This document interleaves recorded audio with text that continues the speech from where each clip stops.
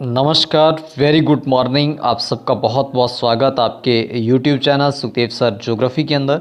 दोस्तों, आज हम third grade teacher exam test series के अगले क्रम के अंदर राजस्थान ज्योग्राफी टेस्ट सीरीज़ के आज टेस्ट नंबर 3 में राजस्थान के भौतिक प्रदेश से संबंधित उत्तर पश्चिमी मरुस्थलीय प्रदेश से संबंधित 25 प्रश्नों पर बात करने जा रहे हैं। और आइए बात करते हैं हमारे उत्तर पश्चिम मरुस्थलीय प्रदेश से संबंधित 25 प्रश्नों पर। लेकिन उससे पूर्व आपसे रिक्वेस्ट कि आप अपने YouTube channel Sukhdev sir geography को सब्सक्राइब करें, शेयर करें और साथ साथ अपने यदि चैनल पर नए विजिट कर रहे हैं तो चैनल पर बेल आइकन प्रेस करें ताकि समय समय पर आपको नोटिफिकेशन मिल सके।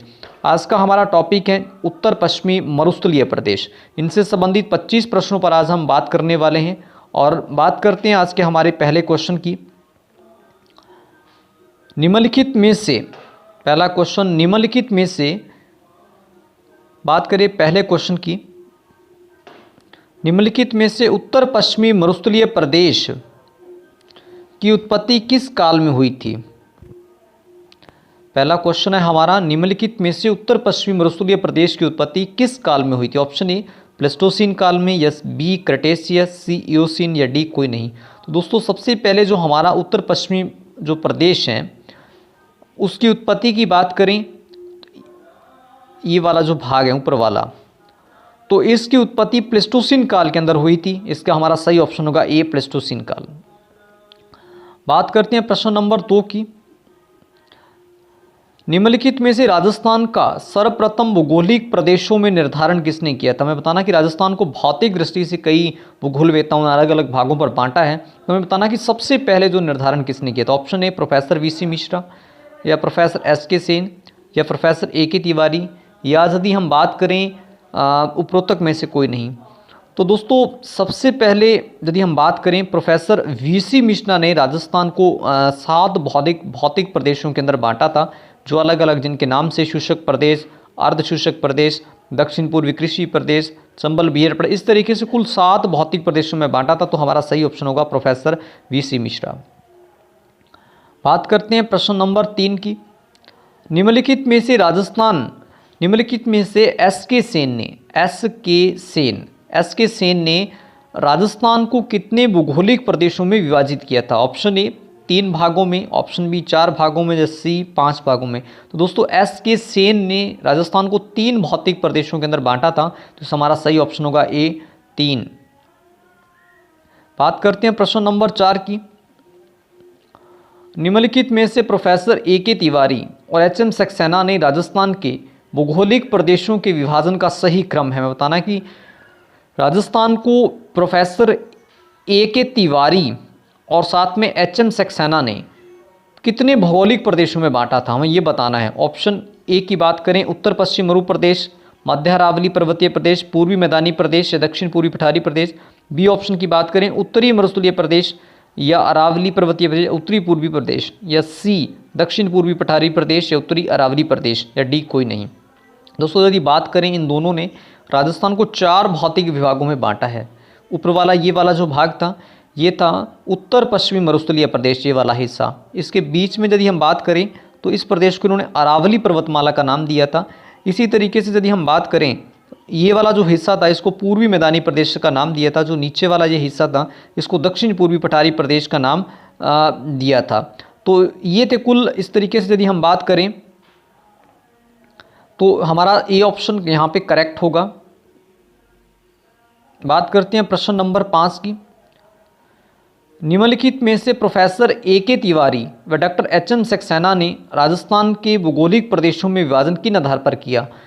हमने पिछले क्वेश्चन में जाना, इन्होंने राजस्थान को 4 भौतिक विभागों में बांटा था, 1, 2 और 3 और 4 भागों में बांटा था। लेकिन किस आधार पर? धरातल के आधार पर, या जलवायु के आधार पर, या नदी बेसिन के आधार पर, या उपयुक्त सभी। दोस्तों, इन्होंने तीनों आधार पर, धरातल, जलवायु, नदी बेसिन को लेकर राजस्थान को 4 भौतिक प्रदेशों में बांटा। तो डी ऑप्शन हमारा यहाँ पे करेक्ट होगा। बात करते हैं प्रश्न नंबर 6 की।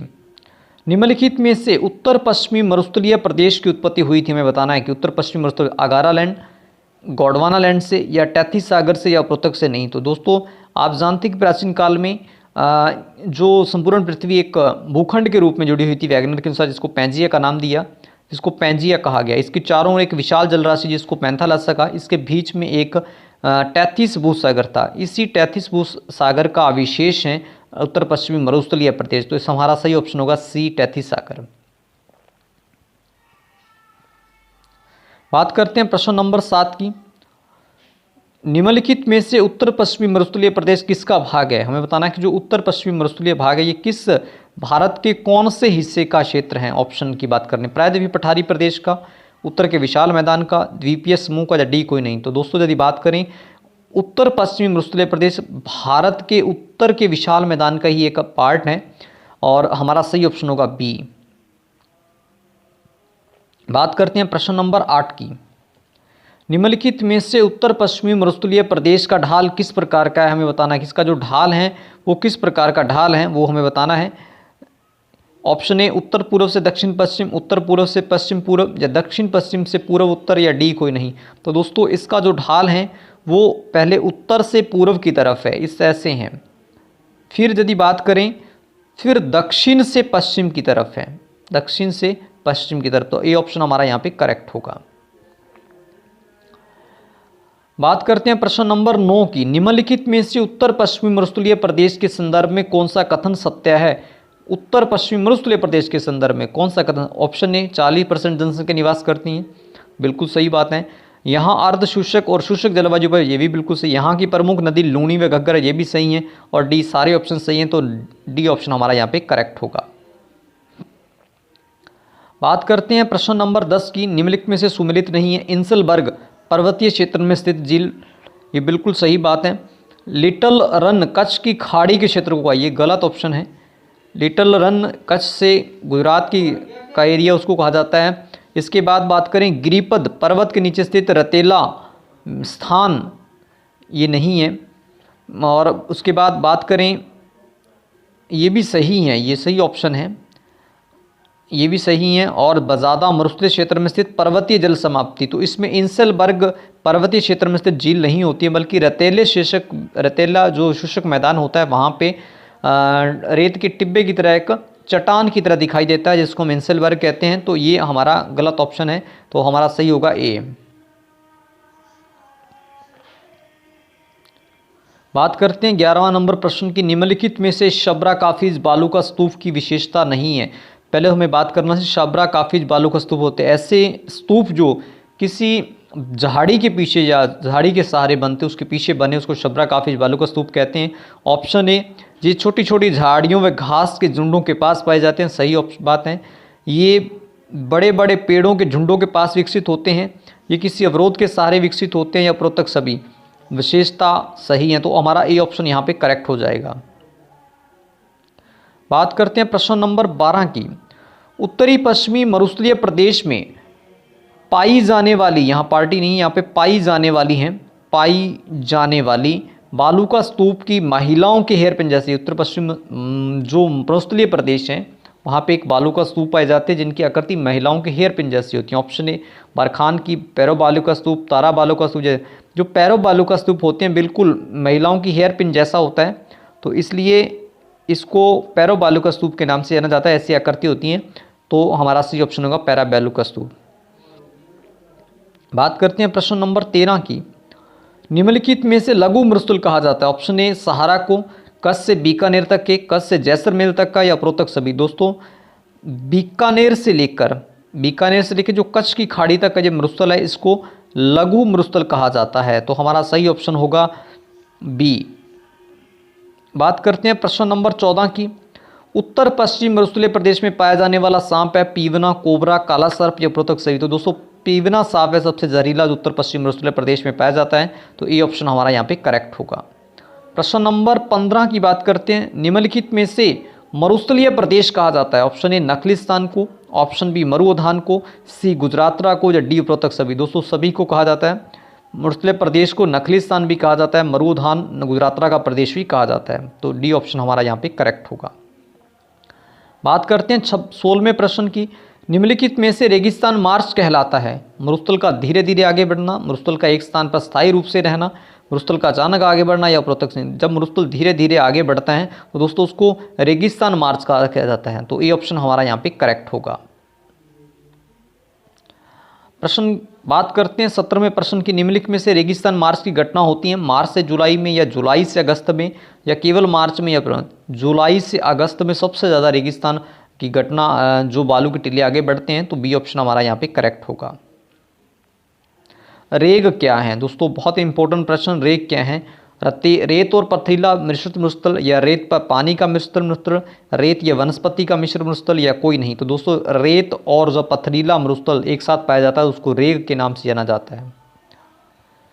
बात करते हैं प्रश्न नंबर 19 की, उत्तर पश्चिमी मरुस्थलीय प्रदेश में निम्न में से राजस्थान के कौन से जिलों को शामिल किया जाता है? उत्तर पश्चिमी मरुस्थलीय प्रदेश में यदि बात करें तो गंगानगर भी आता है, यहाँ हनुमानगढ़ भी आता है, बीकानेर भी आता है, तो जैसलमेर भी आता है, बाड़मेर, जालोर भी आता है, चूरू, सीकर, झुंझुनू, तो ये सारे डिस्ट्रिक्ट इसके अंदर आते हैं। तो हमारा सही ऑप्शन होगा डी, करेक्ट डी।